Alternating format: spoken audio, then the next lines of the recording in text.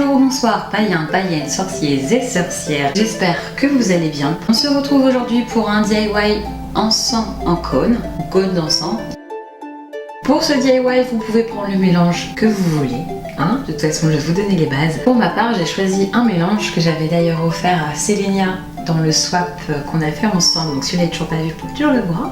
Et donc ce sera un mélange qui va aider à réguler le flux donc pour les thérapeutes énergétiques et aussi pour les pratiquants de l'art divinatoire. Donc si vous tirez les oracles, des runes, des tarots, vous fassiez de la cristallomancie, de la caféomancie, de la tasséomancie, de la chiromancie, enfin bref.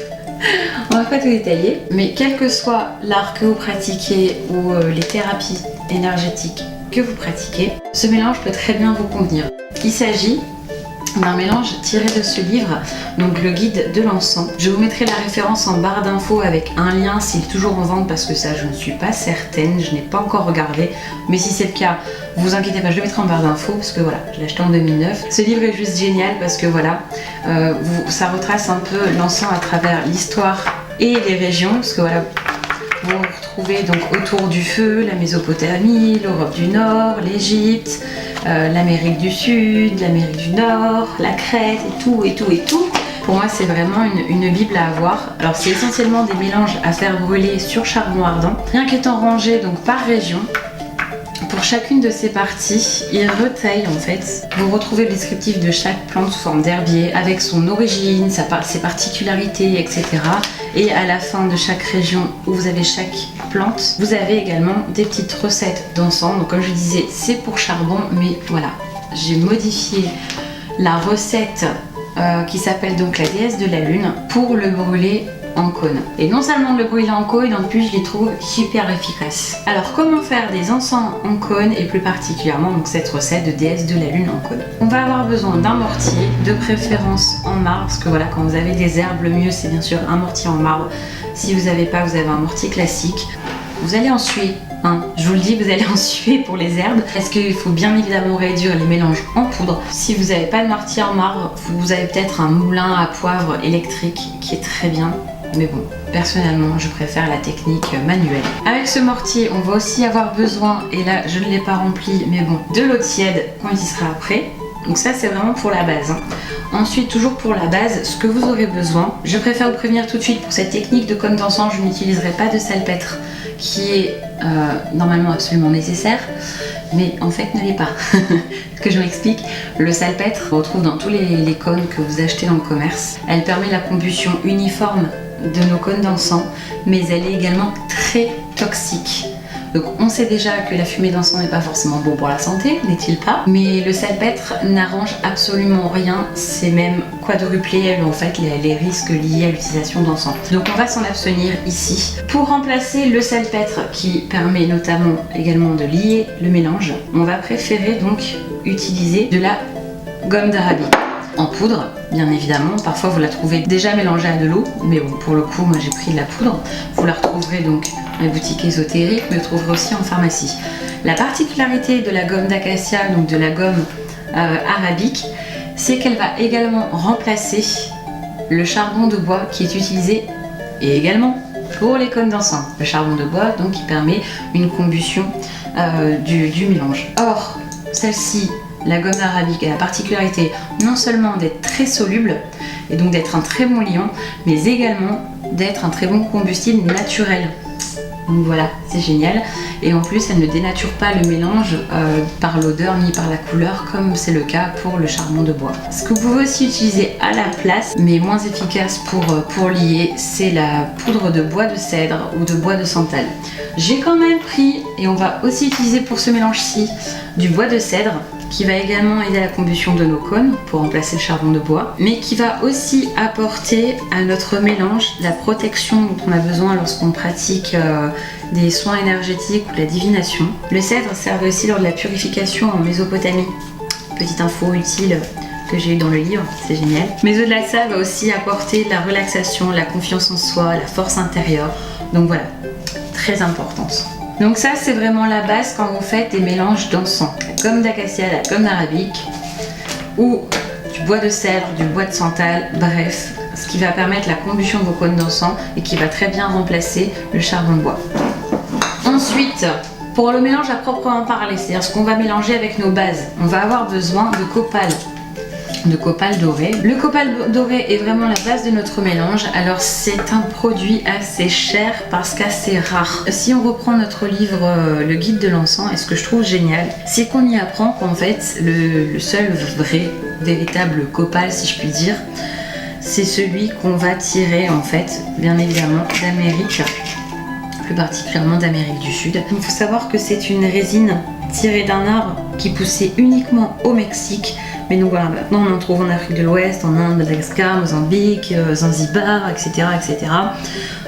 Il y a différentes sortes d'arbres en fait qui produisent le copal, mais le véritable qu'on va retrouver c'est toujours celui d'Amérique du Sud et on en retrouve un petit peu en Amérique centrale. Chez les Mayas, le copal doré était vraiment sacrée et la plus précieuse de ces résines, c'est celle que l'on recueille des arbres frappés par la foudre et qui laissent ensuite s'écouler leur sève. Et ce qui nous intéresse, c'est de savoir dans notre mélange à quoi le copal doré va servir, et en l'occurrence quand je vous dis que c'est la base, c'est parce que c'est ce qui va être primordial dans le mélange, c'est ce qui va être mis à plus grosse dose en termes de poids. Et ce qu'il apporte donc, c'est qu'il ouvre les sens, il stimule l'imagination et l'intuition, il favorise la créativité artistique. Il est donc utile pour soutenir un travail thérapeutique basé sur les visualisations et l'imaginaire. Et l'atout ici dans le mélange vraiment, c'est le fait qu'il va ouvrir nos sens. Donc voilà, le copal doré. Ensuite, ce qu'on va mettre aussi dans notre mélange, eh bien, l'ambre jaune. Pour l'ambre jaune, dans le mélange, il va nous apporter la vivacité et l'intellect. Il va éveiller notre intellect. Alors attention, il existe aussi l'ambre noire, l'ambre blanche, grise, qui vient en l'occurrence pour cela du cachalot, qui est rare et très cher et qui est seulement parfois issu du ramassage sur les plages, étant donné que c'est une glande que produit le cachalot sous forme un peu huileuse qui va donc être ramassée sur les plages. Mais vous en doutez, un cachalot va produire 1 gramme, ce qui est vraiment très peu. Donc il y a beaucoup de massacres de cachalots pour son ambre très rare et qu'on retrouve d'ailleurs dans la composition de beaucoup de parfums. Donc voilà, nous on prend pas cet ambre là, on prend donc de l'ambre jaune qui n'a pas les mêmes vertus parce que elle, voilà, vivacité et intellect. Ensuite on va prendre du benjoin, et pas n'importe quel benjoin parce qu'il s'agit du benjoin de Sumatra et on va l'utiliser avec parcimonie. Si vous utilisez du benjoin dans vos cônes d'encens, faites-le avec toute petite dose. Voilà, si vous l'avez déjà fait brûler sur du charbon, vous savez très bien ce que ça donne. C'est très huileux, c'est assez éparpillé et ça peut gêner la combustion des autres éléments. Donc on va en mettre avec parcimonie. Ce qui va apporter dans notre mélange, c'est l'aspect purifiant. Avec le benjoin de Sumatra, en termes de purification, il n'est pas très agressif si je puis dire. Donc voilà, il est très bien pour nos mélanges. De plus, celui-ci, il va nous ouvrir l'esprit et stimuler l'imagination et l'inspiration. Donc toujours dans les mêmes optiques pour notre mélange de la déesse de la lune. Autre chose dont on a besoin, et peu la connaissent, il s'agit du boldo. Le boldo, en fait, voilà, ce sont des feuilles. Je pense que vous la trouverez facilement dans les épiceries arabes, comme on dit. Mais voilà, cette herbe est bien connue donc, des Indiens d'Amérique. Elle est utilisée à des fins thérapeutiques, médicinales, par sa fumigation, entre autres. Et la particularité du boldo, c'est que lui va purifier et il va donner un équilibre à notre être intérieur. Le dernier élément, et toujours pas des moindres, il s'agit de la sauge divinatoire. Pour la sauge divinatoire, dans la mythologie amérindienne, on raconte que les dieux offrirent cette plante aux humains pour leur permettre d'entrer en contact avec eux. Il semble d'ailleurs que la sauge divinatoire favorise la perception des énergies spirituelles et cosmiques. Donc voilà, très particulière la sauge divinatoire, à ne pas confondre avec la sauge officinalis. Maintenant je vais faire un peu place et on va se préparer au mélange à proprement parler. Donc désolée, je viens de voir que la luminosité avait été vraiment haute. J'espère que vous avez pu voir quand même clairement les ingrédients qu'on va utiliser. Donc voilà. Ce que je me permets moi de faire, c'est de disposer des quartz en fait aux 4 coins du plan où on va travailler pour l'énergie. Après vous faites comme vous le sentez. Le quartz lui a vraiment la particularité de multiplier, d'accroître l'énergie sur laquelle on va travailler. Donc en l'occurrence ici, on va travailler vraiment sur des énergies pour notre encens qui vont non seulement nous aider lors de nos travaux à pratiquer en toute safety, c'est-à-dire en toute sécurité, quoi, sans problème, dans un lieu pur, grâce à son esprit protecteur, et ensuite en développant vraiment de manière équilibrée nos énergies subtiles dans la pratique qu'on va avoir. Mettre la pointe vers nous, c'est encore mieux. Voilà. Ce qu'on va commencer à faire, c'est qu'on va prendre notre mortier. Voilà, celui-ci c'est Ikea, hein, pas cher, de qualité, en marbre. Et donc celui d'Ikea a 2 embouts, un bout plat et un bout rond. Et donc le plat va nous servir à écraser un peu plus grossièrement nos résines. Donc vous l'avez compris, d'abord on va mettre les résines dans le mélange. Pour chaque encens que vous allez faire, faites bien attention, très attention à ne pas mettre beaucoup de résine. Il faut toujours qu'il y ait moins de résine que de combustible. Pour la résine, donc, on va prendre notre copal doré et on va se mettre, et je pense que ça va prendre une bonne dose, ouais, c'est tout ce qui me reste, je sais pas où je vais en retrouver, une bonne cuillère à café. Voilà, ça fait une cuillère à café. Ensuite, on va mettre les 3/4 d'une cuillère à café d'ambre. Voilà. Et on va mettre 1/4 de vin joint de Sumatra. Et donc avec le bout plat, comme je disais, on va écraser grossièrement les grains des résines, mais quand même de manière à ce qu'ils soient pas encore poudreux, non, parce qu'on va encore les écraser après avec les herbes. Alors pas la peine d'y aller comme un bourrin, sinon vous allez en mettre partout. Et petite astuce de sorcière, je le fais bien sûr dans le sens des aiguilles d'une montre parce qu'on est sur une recette, sur un mélange qui va nous apporter quelque chose de bénéfique. Donc voilà, on va faire dans le sens des aiguilles d'une montre. Donc voilà, ça a été fait vraiment très grossièrement, vous voyez, c'est pas encore de la poudre, on n'en est pas là. Et maintenant, on va ajouter, toujours avec notre cuillère à café, donc à café de bol d'eau, et ce que je vais faire, c'est que je vais d'abord un peu les prébroyer dans ma main. Donc le mieux normalement serait avec la main directrice, bien sûr. Voilà pour le bol d'eau, et ensuite je vais prendre ma sauge divinatoire, je vais éviter les bouts de bois. Donc voilà, là j'ai une bonne cuillère à café de sauge divinatoire, et pareil que pour le bol d'eau. Je vais commencer à défriter déjà un peu avec mes doigts. Ça va me permettre en plus de rééviter les bouts de bois que je réutiliserai pour autre chose. Voilà, si vous voulez faire des huiles, etc., c'est très bien aussi d'utiliser le bois. Mais là, en l'occurrence, pour ce qui est du mortier, on va éviter les bouts de bois. Donc voilà, là, je prends le bout rond et je vais faire deux mouvements. Donc il y a le mouvement du poignet et le mouvement du mortier, toujours dans le sens des aiguilles d'une montre. Il faut s'armer de patience, il y en a pour un petit moment. On va pas gâcher les énergies qu'on va mettre dans le mélange. Donc voilà, je vais continuer. Donc une fois qu'on a de la poudre,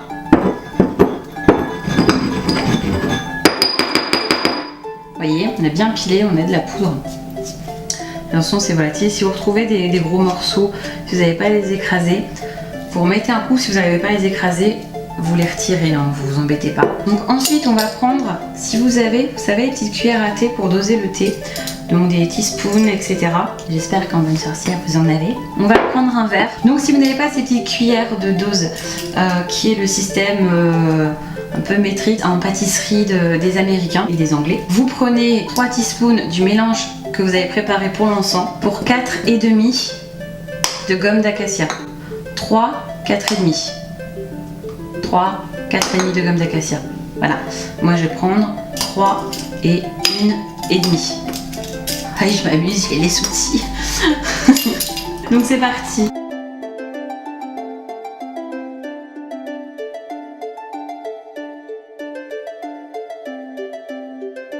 Donc voilà, j'ai utilisé donc 3 teaspoons de poudre de mélange qu'on avait. Et dedans, donc, je vais rajouter 4,5 de celle-ci, ou bien en l'occurrence 1,5. Voilà, le demi de celle-ci, c'est ça. Donc je rajoute 1 et 1 comme ça, en gomme d'acacia.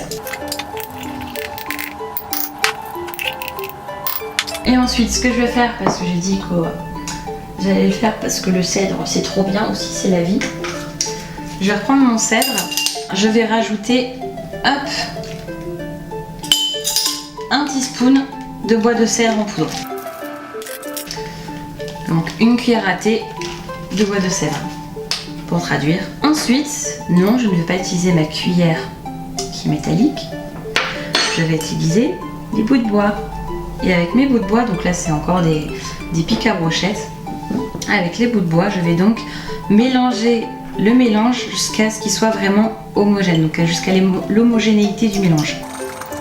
Et ça, c'est vraiment une étape très importante. Il faut vraiment très bien mélanger de manière très homogène le mélange que vous avez fait. Si vous pouvez, toujours dans le sens des aiguilles d'une montre, de ce qu'on apporte. Enfin ça, c'est la petite astuce de sorcière. Et là, quand vous sentez ce mélange à l'odeur balsamique, un peu comme un bon vin, Daniel. Ensuite, on va reprendre notre eau tiède. On va pas mettre l'eau directement dans le verre à la dose indiquée. On va le mettre à l'aide d'une pipette avec parcimonie, c'est votre copine en magie, pour éviter d'avoir un mélange trop liquide qui va avoir du mal à sécher et qui risque même de faire pourrir votre mélange. Donc je vais commencer normalement avec 3 pipettes, il y en a assez. Et si en faut plus, j'en mettrai plus. Je vais reprendre mon petit bois et je vais mélanger. Alors là encore dans votre mélange, si vous retrouvez des petits bouts de branches ou quoi, vous les retirez. Et là l'utilité du mélange, donc en fonction du nombre de pipettes dont vous avez besoin, comment savoir quand il est bon à manipuler? Et bien tout simplement, une fois que vous allez obtenir, vous savez, une sorte de pâte de sablé, comme on a fait pour la recette des biscuits de Yule. Voilà, s'il faut, on rajoute la pipette d'eau tiède. C'est plus facile de faire un mélange avec l'eau tiède, c'est comme quand on fait du pain, quand on fait une pâte sablée, une pâte brisée, peu importe. On sait qu'avec du lait tiède ou l'eau tiède, en fonction de comment vous faites votre pâte, c'est toujours plus facile de mélanger lorsque c'est tiède. Et là, ce qu'on va faire, c'est que je vais le pencher et je vais essayer de voir avec mon doigt en appuyant comme ça. C'est comme quand vous faites de la pâte à sel. Donc là, si vous pincez et vous voyez en pinçant tout le mélange qu'il reste encore une partie poudreuse, c'est qu'il faut rajouter de l'eau. Il faut la prenez dans votre main et voyez là tout ça là qui colle bien là, et ben ça mérite un petit coup de poudre. Ce qui fait l'aspect collant comme ça, c'est bien évidemment le liant qu'on a utilisé, donc la gomme d'acacia, qui nous fait cet effet. Alors, vous voyez, on obtient une pâte comme ceci une fois qu'on a bien fait le mélange. Et hop, on tasse bien. Maintenant, ce qu'on va faire avec notre petite boule, on va retirer le calice et on va donc la manipuler pour encore mieux homogénéiser le tout. Alors oui, il peut y avoir des résidus, c'est pas grave. Et donc on va prendre une noisette, voilà, poussant dessus, hop, comme ceci. On prend un petit peu plus. Là, on va prendre une noisette, c'est une bonne noisette. On va prendre notre noisette, on va se faire une petite boule comme ça. Et ensuite, vous voyez, en inclinant un peu les mains comme ceci, je vais la frotter. Mais toujours en inclinant, c'est-à-dire qu'on ne va pas faire un boudin, on ne serre pas les mains, on incline un petit peu comme quand on chasse au ski. Voilà la référence. Et voilà, donc on va avoir notre petit cône, hop, et on va appuyer un peu. Alors ce que je vous conseille de faire, c'est de prendre du papier sulfurisé, surtout si vous ne savez pas où vous en êtes dans votre mélange, c'est-à-dire si vous avez mis trop d'eau, etc. Donc vous mettez le papier sulfurisé, et d'ailleurs vous ferez sécher sur ce papier sulfurisé. Donc en l'occurrence, personnellement, moi ça ne colle pas, donc c'est très bien. Et là, j'hésite pas à reformer mon cône, parce que voilà, le tout, surtout s'il est trop gros à la base, je le reprends et je resserre un peu. Le tout, c'est que quand je le prends en main, voilà, les écarts que j'ai entre mes doigts, j'ai pas envie d'avoir plus, donc s'il faut, je resserre au niveau de la base, je reprends, et voilà, un cône. Et on va faire comme ça pour toute la pâte. C'est parti.